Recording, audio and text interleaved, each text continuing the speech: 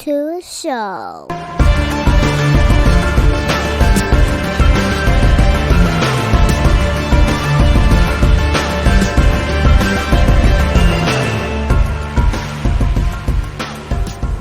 What's going on, everybody? Welcome back to another episode of Off the Mats Podcast.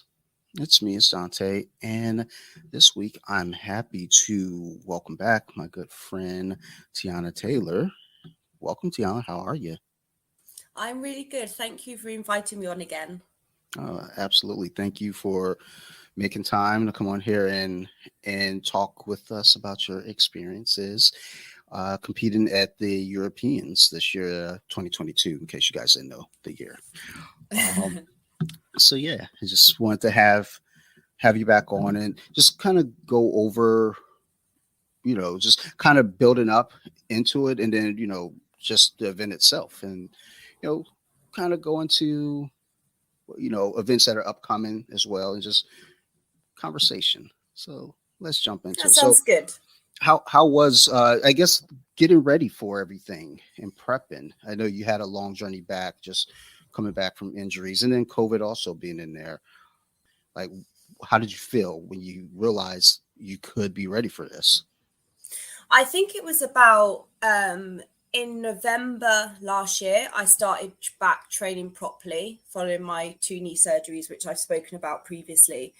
And the Europeans hadn't actually been officially open for registration at that point. So I didn't think it was going ahead.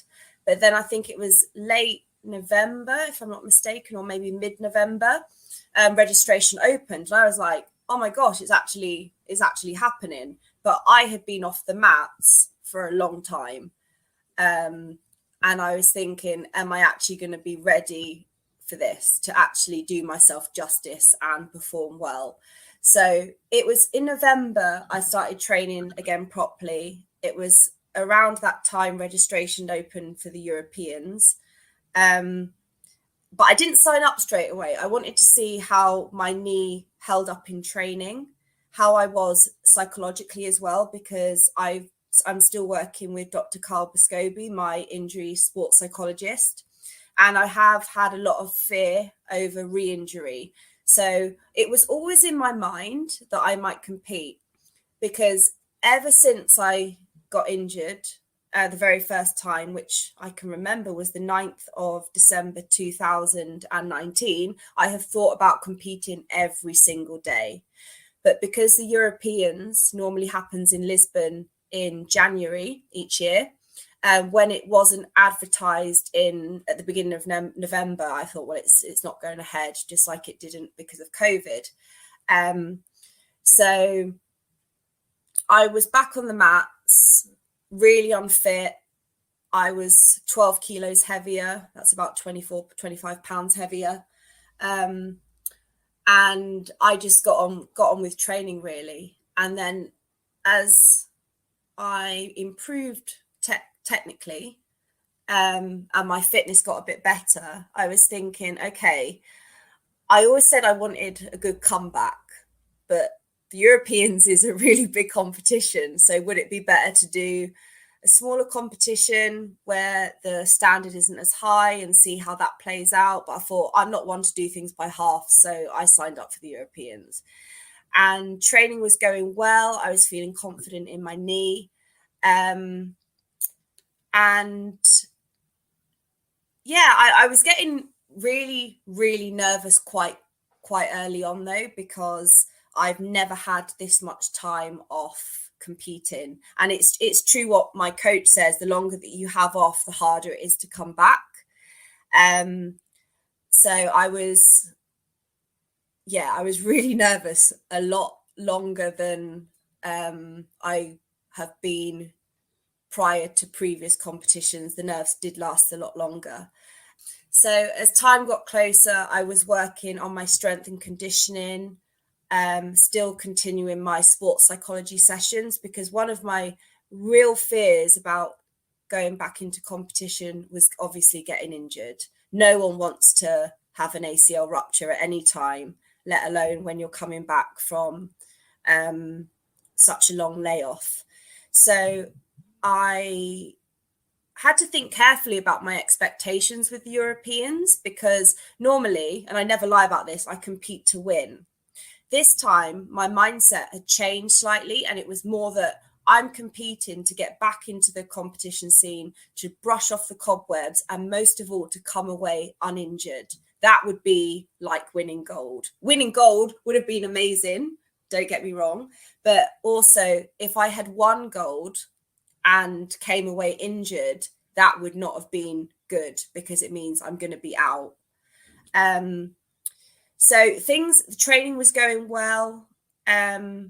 My fear of re-injury was up and down, because I mean, that's completely normal. I continued to work with Carl around strategies to deal with that.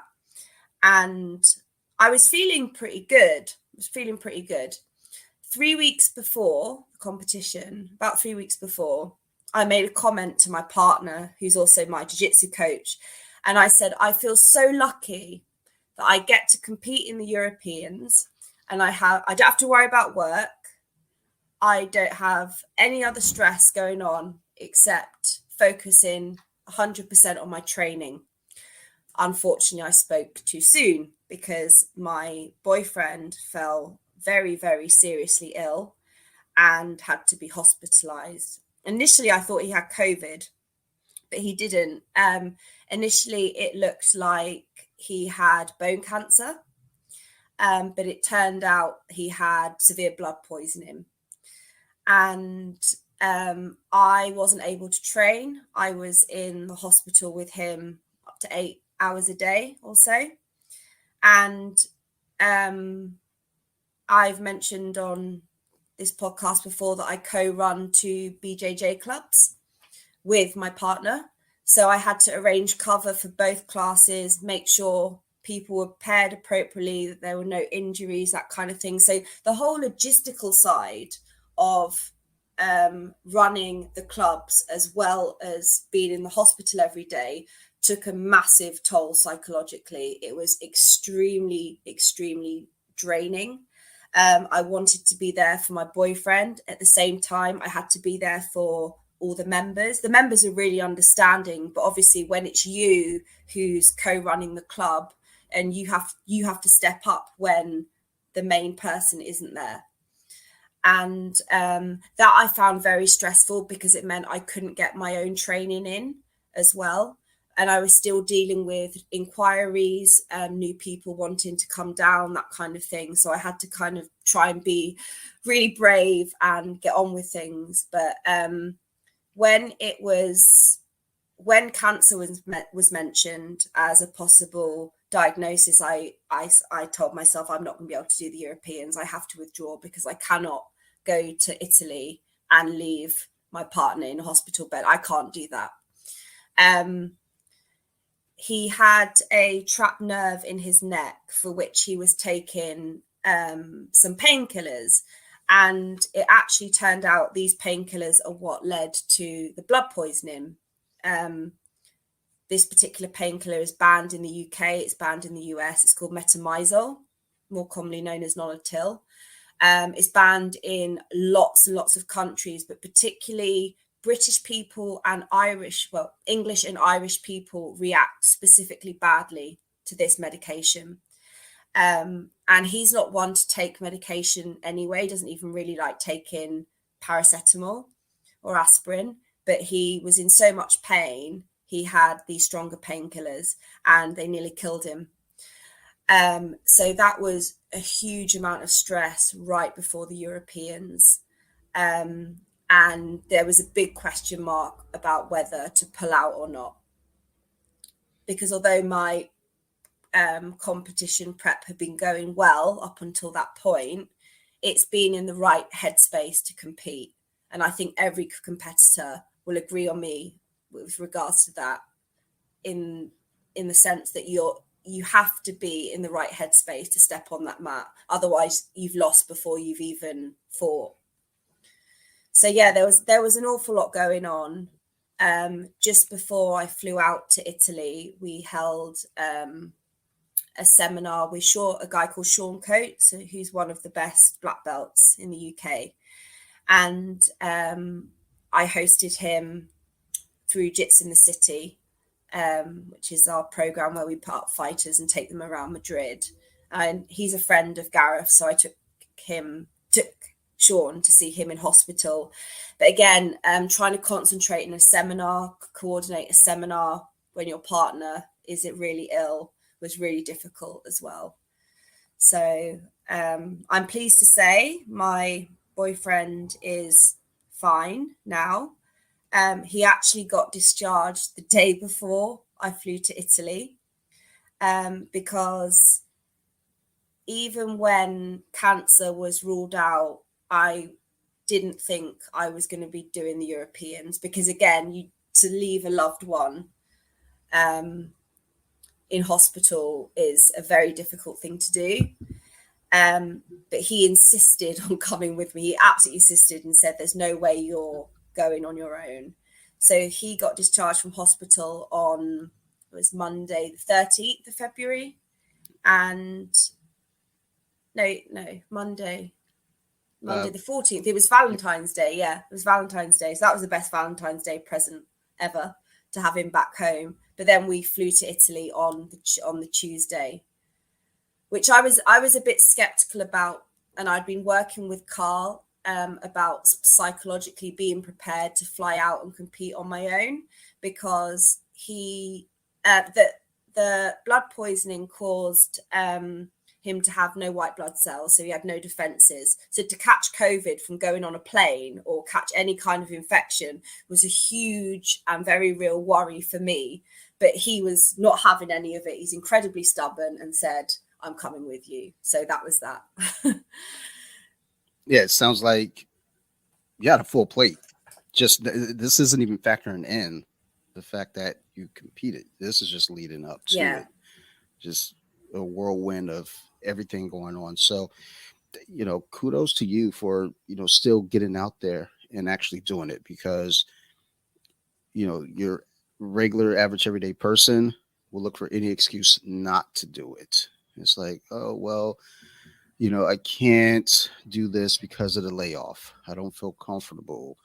I've been off for 2 years, or, it's like, maybe I'll wait for the next one. And then when you factor in now your partner's illness, it's like, that's kind of the real bullseye. A lot of people are like, oh, well, I got to tend to my partner, can't have them out, risking COVID now, so, again, my hat's off to you for sticking through and saying, you know what, you've come this far. It's like, it can't just stop at the start line, run that race. Yeah, it was a difficult decision, but when it became a lot easier when he started to recover. But that said, I was still very wary of him traveling, because if he picked anything up, he really, it's no exaggeration to say he could have died a second time. But yeah, my head was all over the place. I did have, as you say, a full plate. And I wasn't actually, in those couple of weeks before, I wasn't able to train very much at all. But thankfully, I'd done my rehab, and a lot of the work was already done before.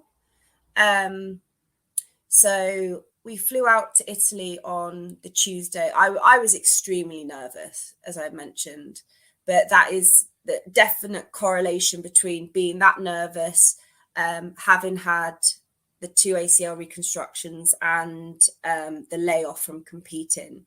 So I was very, very nervous. It was quite a lot of hassle to get to Italy in itself, because aside from that, you have to fly there. That's not a problem. I'm used to competing internationally. You have to fly wherever. But the whole COVID situation made things very complicated, because I arranged to have the IBJJF said you needed to have a negative COVID test before you enter the venue. And you were also only allowed to enter the venue the day you competed. and you were allowed to bring one companion or one coach. So that's fine. But then I didn't really fancy running around Italy, a country I don't know. I've only been there twice. I didn't really fancy running around trying to find pharmacies where I could get a PCR test. So I ended up having one at the venue the day before I was due to fight. So that took a bit of the stress off. Thankfully, it was negative, because after all of that, if it had been positive and I wasn't allowed in, that would have been an absolute nightmare. But yeah, it was negative. And the other thing that concerned me a bit was my weight, because I had changed weight category, because I'm between feather and light, and I had contacted the IBJJF to say I'd rather fight at light rather than feather. But then with all the stress of my partner being ill, I lost so much weight that I ended up at feather anyway, fighting in the lightweight category. So that was unforeseen, but again, I just went with it. And yeah, I stayed about 15 minutes from the venue. It was held in Lido de Ostia, which is not actually in Rome. It's like the outskirts of Rome. And on the day itself, again, very nervous. And it was kind of like, it was very surreal, because I thought about this competition for 2 years, 4 months. And it was all building up. Everything I had prepared for was building up to literally this moment. And normally there are delays with the IBJJF, but my bracket was running 20 minutes early. So I didn't actually have that much time to warm up at all. But that's not always, well, for your body, it's a good thing. But in terms of the nerves, it's not necessarily a bad thing. So it was very surreal being at the side of the mats again after so long out, but it felt really good. It felt really good. I weighed in, I passed my gi check, was by the mat side, got ushered on by the ref, and I won my first fight by submission, which felt amazing. I've always said the hand raise is the best feeling in the world, but it really was, because that was the first time I'd fought without knee pads, because you can't wear those in IBJJF competitions, whereas in training to protect my knee, I'd always wear knee pads, but obviously that's against the rules and you get patted down. So to come away not only winning my first fight by submission, but also uninjured was amazing. It felt really, really good. Good. And after, the win by submission, you get your hand raised. What were the emotions like? Wow, it's quite hard to explain. I tend to consider myself someone quite good with language, but it is hard to articulate. I think one emotion I felt was definitely relief that I wasn't injured. I felt more belief in myself that I could follow my game plan and execute what I wanted to do successfully. And then my mindset was immediately, okay, now I have about a 20-minute break. I've got to do this again. So I was focusing on my next fight. And it felt really good. My second fight, I lost on points. I lost 3-0. Started off well, but I got my guard pass. So she won 3 points. She got awarded 3 points. I was quite surprised she wasn't DQ'd on a couple of occasions because of verbally tapping, because she's someone who makes a lot of noise when she fights. And I've not come across that before, I have to say. And I'm always very aware of not making noise, because it can be seen as a verbal tap and the fight's over. So, but to be fair, the stadium was so loud, I'm not sure the ref would have heard, but she kept saying, no. And I was thinking, she's verbally tapping here. Why is this not stopping? But she won. She was a sweet girl. And the winner, the overall winner of the category had come over from Kazakhstan, and she gave us all chocolate on the podium at the end, which was really, really sweet of her. She didn't speak a word of English, didn't understand any English. So we were trying to communicate with her, but it was quite difficult. But you could just tell by her body language and her smile. She was a really lovely girl, although I couldn't really communicate that well with her. Well, good. And she was a very worthy winner as well. So I said congratulations to her. I think, well, at least I hope she understood. I'm sure, through body language and, facial expression, I'd like to think that she got the ideal.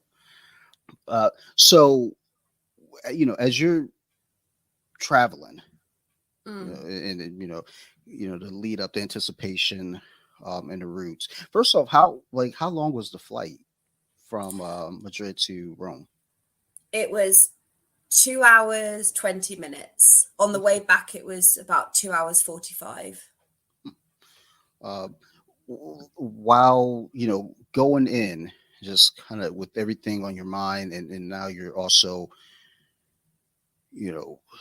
prepping mentally for this competition. Did you have any specific tactics that mental tactics that you were doing, or will you listen to any audiobook, or maybe Off the Night's podcast, or what was kind of going through your head, or at least in prep or anything on your way over? Did you have music or anything, or just kind of thinking it through and just going through the motions?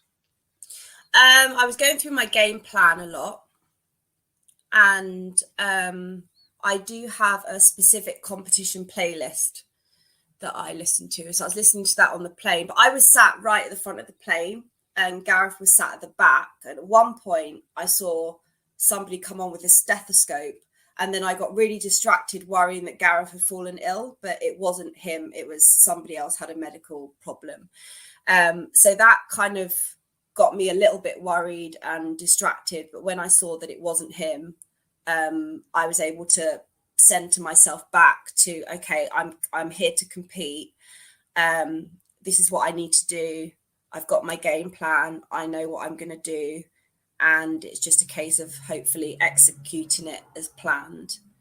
But I'm not someone who, when I travel, and I do travel a lot for BJJ competitions, I don't see it as a jolly. I don't see it as a holiday. I'm there to do a job. I'm there to fight.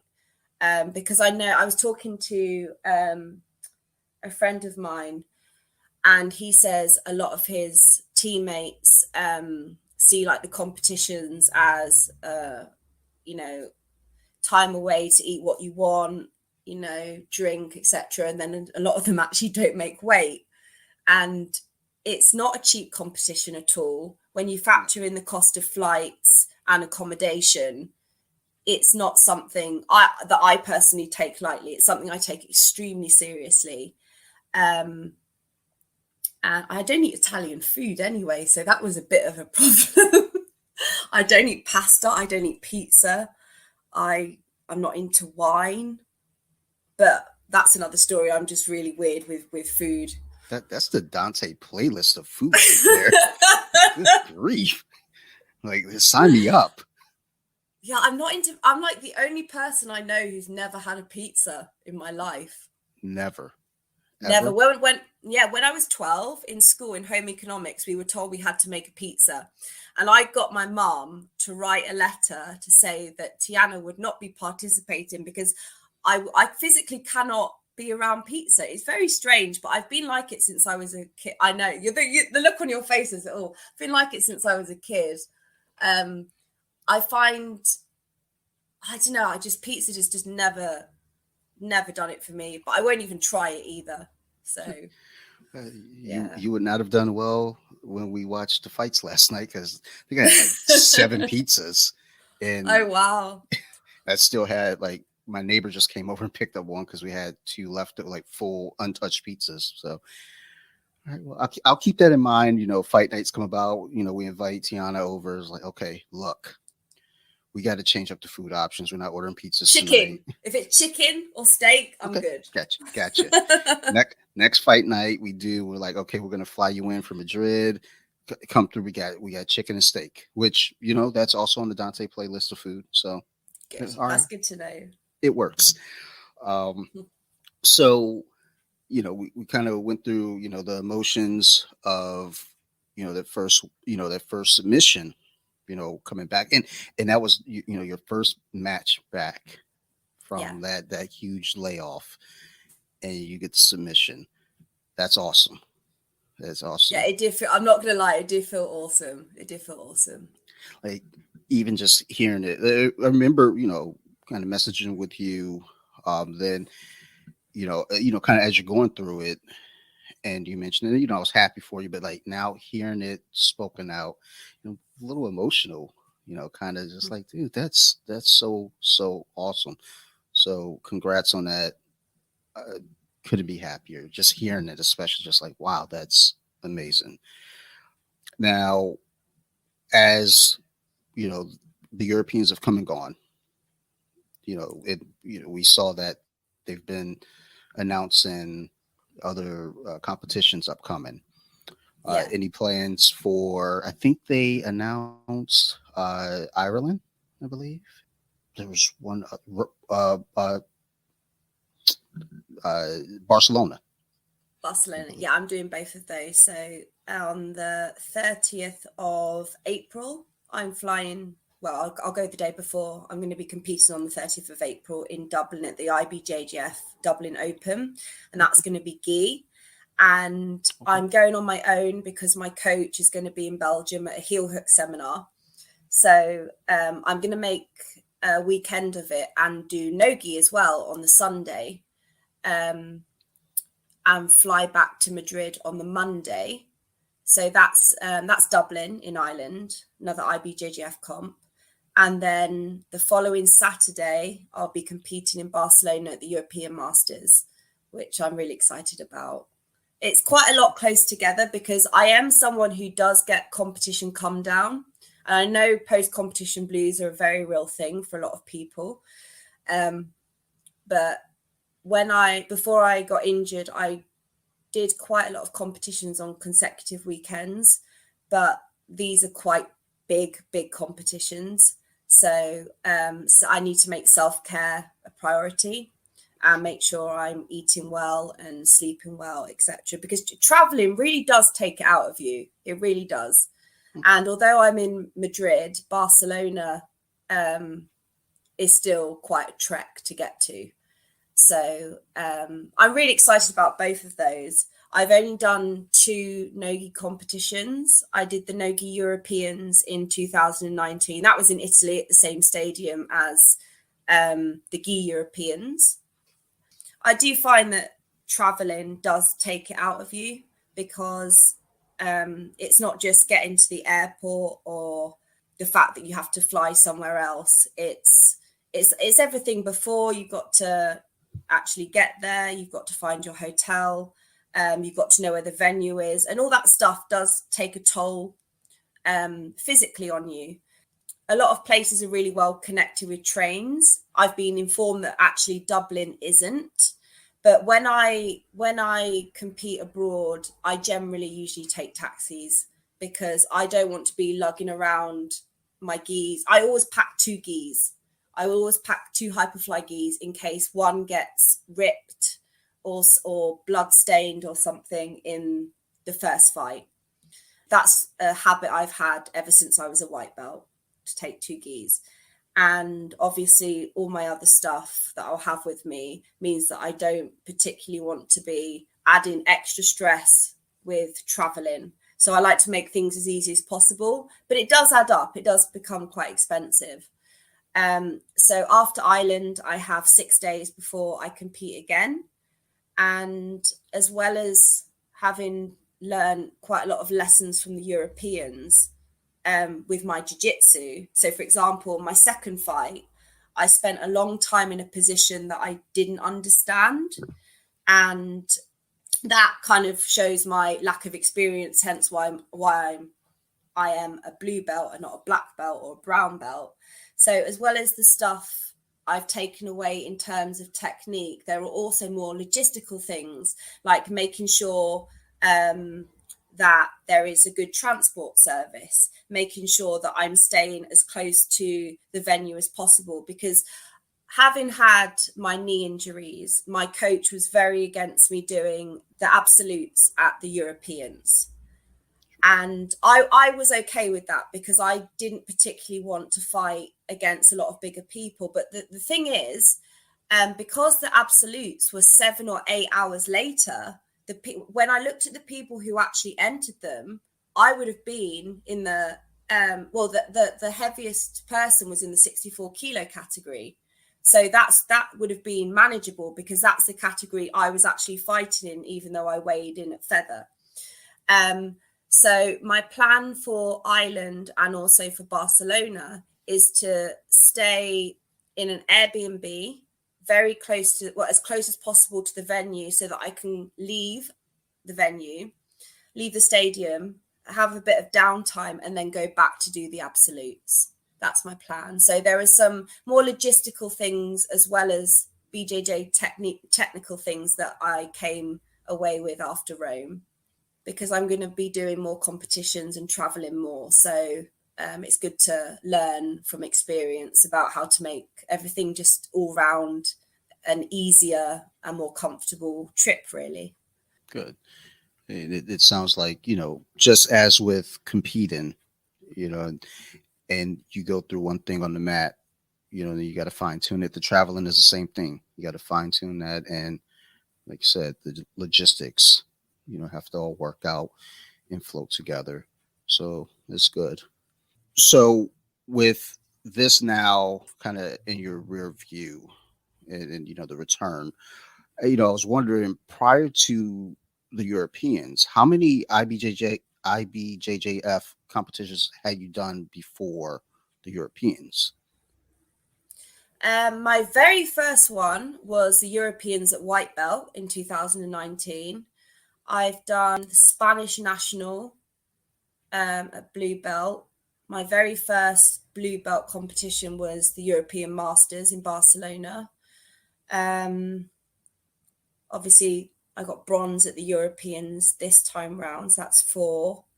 And if I'm not mistaken, I've done a 5th. I can't think off the top of my head which one it is. But I'm actually quite a big fan of the IBJJF. They get a lot of stick and a lot of people don't like them. But my response to that is, if you don't like the federation, compete in a different federation, because there's enough of them around. They are expensive, granted. But I'm actually quite a fan. A lot of them are in the States though, and that's not feasible for me to travel to. But like Dublin, Barcelona, Madrid, the Madrid Opens in usually every November. I haven't actually competed at that myself yet, but that's definitely on the list for this year. But there are some outside of the US, but the majority are obviously there, with it being an American organization. Sure. So like I think about that too, with people, always having negative things to say about the IBJJF. I often wonder, is it just like, it's just kind of the cool thing to have something bad to say about something now? Because, as far as I can see and tell, and everybody that I see competing in it, it's fine. I think people are just bored, so they want to, say something negative. But I, with you going out there and doing all the competitions that you can, I figure if you didn't like the format, if you didn't like how things are going, you wouldn't be doing it. Because like you said, if you don't like it, then go compete somewhere else. There are plenty of other competitions Yeah. out there. So uh, you know it's good, just kind of hearing this experience from you. Like, I often wonder, especially with injury and then the comeback from the injury, how you're feeling. How, like you said, you're worried in competition, or afterward, just concerned about re-injury. Uh, Mm. how are you feeling now? Just, how's the knee holding up? Does it feel strong, or you still kind of feel like you're being a little cautious around it right now? My knee feels strong. I feel that I've fully recovered, but I think that fear might possibly always be there. I'm hoping it will go, but I don't know if that's wishful thinking.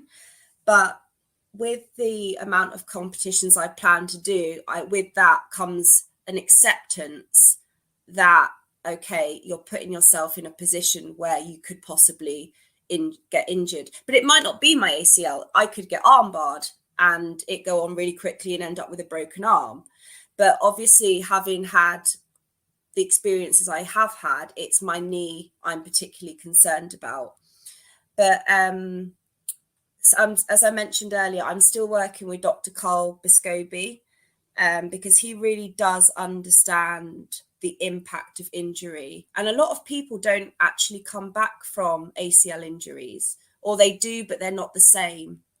They're not the same fighters they were, or they have so much fear that their aggression just isn't the same. I've spoken to quite a few people who've known others that that's happened to. So with absolutes, that is something I will generally avoid unless the people in it are lower weights. And I know it's a great opportunity to show off your technique, but for me, it is not worth getting injured. But the downside of that is you don't know who's going to have signed up, because with the IBJJF competitions, after you're only eligible for the absolutes if you medal, unless you're a black belt. If you medal, and you have to register within 10 minutes of receiving your medal. So you don't know who from the other categories is going to sign up. But if there's always going to be in a 7 or 8 hour wait, you can guarantee that some people don't want to hang around. But those people who've lost their first fight and have paid quite a hefty registration often want a second go. And if you sign up for an absolute, it's a risk that you take, and that's why it's not obligatory to do so. But I think if I did do an absolute and again came away uninjured, that would increase my confidence further. So I'll see how I'm feeling towards Ireland and who's registered for that.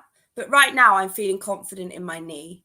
And that's a big thing for me, because in November, when I first started back training properly, I refused to do a back step.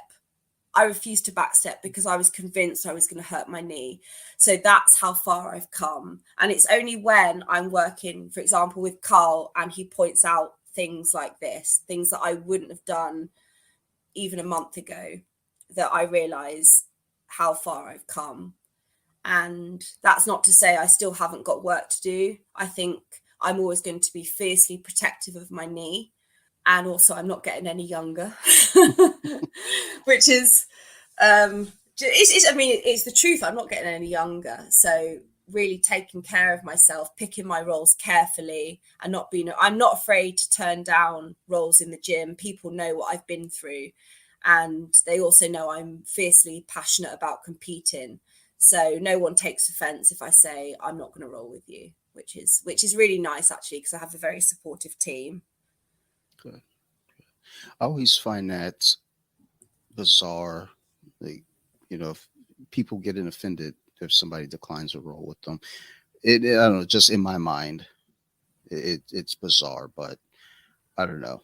I guess I get it. It's like whether, like when I was new, I'd ask somebody to roll, and they weren't rude about it. They just, they're like, I'm going to sit this one out, or they're going to roll with someone else. Yeah. I just thought of it as, okay, they have a dance partner, or they're taking a break. I never thought of it like, oh, it's me. Is it me? Looking back on it, I was a wild man in my white belt days. So, when I look back on it, it may have been me. But I didn't think of it that way. And if it was, good for them, they have to look out for their own safety, especially those teammates that work actively competing. You don't want to risk rolling with a spazzy white belt. And it is, especially then for me, I was spazzy, athletic, and strong, and like, didn't know any better. So I get it. Believe me. Yeah. Now.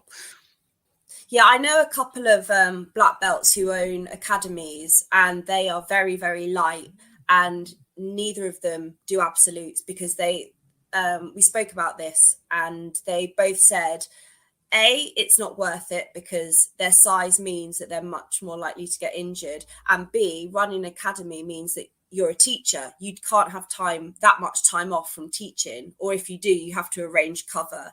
And I think that there's obviously a lot of prestige of winning the absolutes, particularly at black belt, because if you take, for example, the Europeans or the Worlds, the adult black belt absolutes are the day before the category, and that doesn't happen with any other belt. You have to medal to get a chance to do the absolutes, but it's open to all the black belts. On, for example, the Europeans, it was the Saturday, and then they had their actual weight category on the Sunday. So it's slightly different for them. But I think people do absolutes for different reasons. It's a challenge. Some people don't want to do it at all, which is fair enough. Some people like to actually, I've met a couple of people who are heavier and they like to test themselves against smaller athletes, because I think there's always this assumption that if you're heavier, you're going to win. But there are if you're really small, you can get into these spaces and might be quite spindly and can really cause a nightmare for the other person if they're heavier. But it's a very personal decision. Yeah.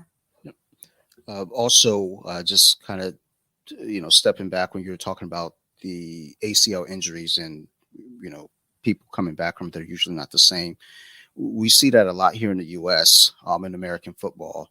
You get a running back that blows out his knee, and they might be a top running back, and as soon as that ACL goes, when they do come back, they're never the same.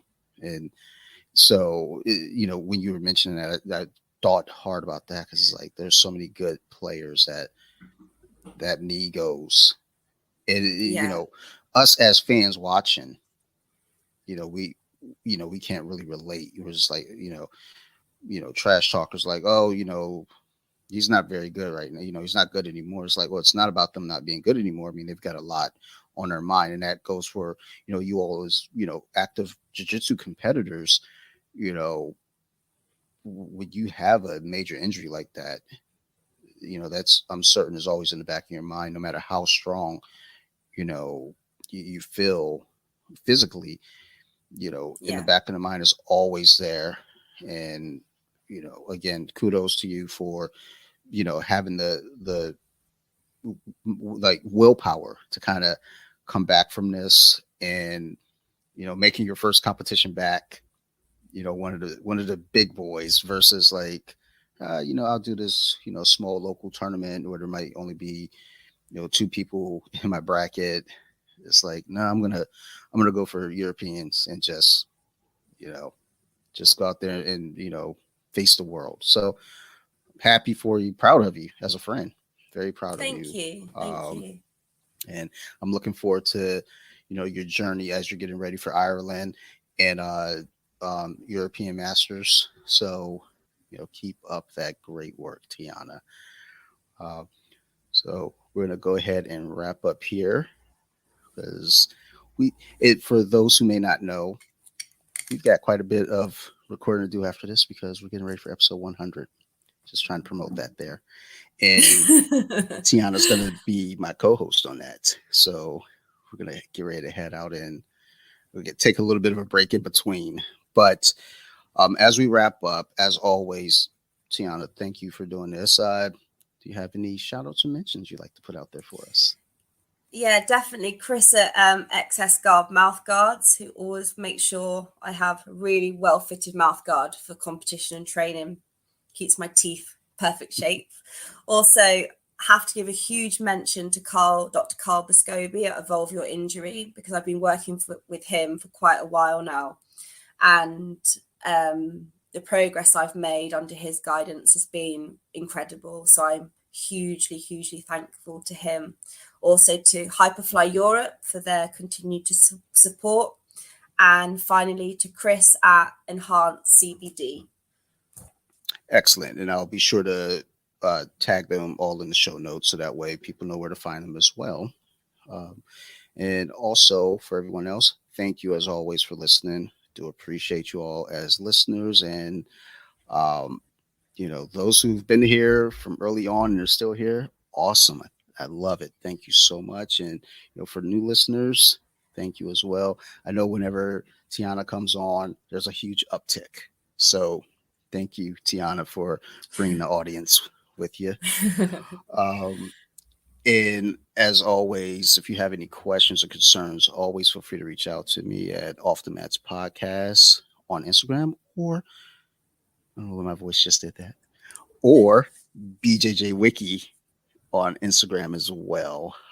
Big shout out to Armbar Attic over there on Instagram, TikTok, and the website, armbaraddict.com. Go check them out. Get yourself a nice rash guard. Mine come in. I believe I have a t-shirt or something coming in. I'm looking forward to the mail carrier dropping that off.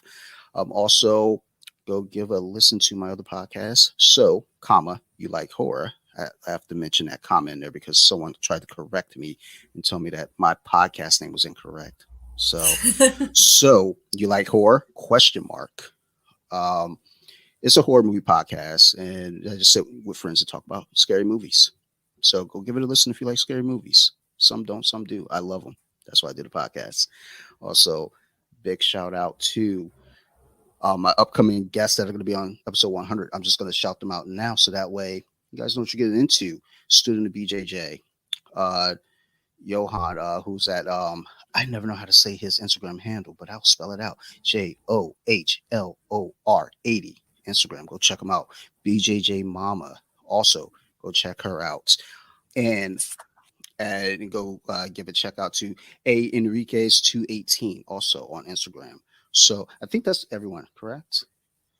Yeah, that was each of the guests, and then also my co-host Teanna Taylor. Make sure you guys check her out. She's amazing. You're too kind. Otherwise, thank you, everyone. I love you all. You guys keep listening. We're going to keep making these shows. Thank you all. Ciao.